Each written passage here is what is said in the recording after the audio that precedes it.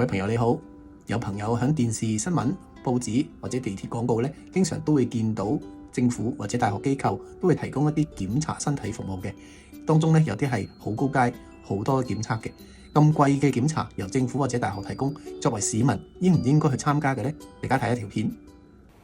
科大推出5年長者護腦社區計劃，為6000個居家長者進行檢測，及早識別阿爾茲海默症早期患者，讓患者同埋社區把握及早介入嘅機會，延緩認知功能退化。關曉琪報導。香港人口老化，預計13年之後，本港65歲或以上人士將會佔總人口超過30%。科技大學同 Inno Hong Kong 香港神經退行性疾病中心合作，未來5年透過社區或者長者中心，招募6000個60至75歲居家長者參與檢測，識別早期阿爾茲海默症或者輕度認知障礙徵兆長者。近呢幾年呢，其實個醫學發展呢，就有幾個突破呢，令到我哋發覺其實早啲知，特別係未有病徵前知呢係重要嘅。因為而家呢啲 biomarker 呢係可以早到9年、10年前呢，喺個病徵前呢已經係知道，你係咪有機會，或者個機會係咪比普通人呢高好多？咁如果你知道咗之後呢，咁根據呢一個 Lancet Commission 嗰個建議呢，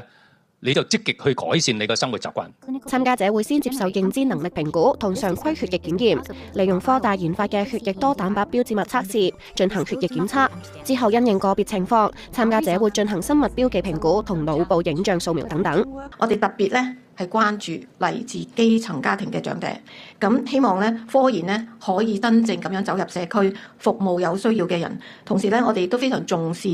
俾呢個照顧者嘅支援，希望可以透過呢個計劃咧提升佢哋對阿爾茲海默症嘅認識。科大期望及早識別早期認知障礙症患者之後，可以將護理模式由醫院主導轉為社區主導，長遠可以減輕社會同醫療負擔。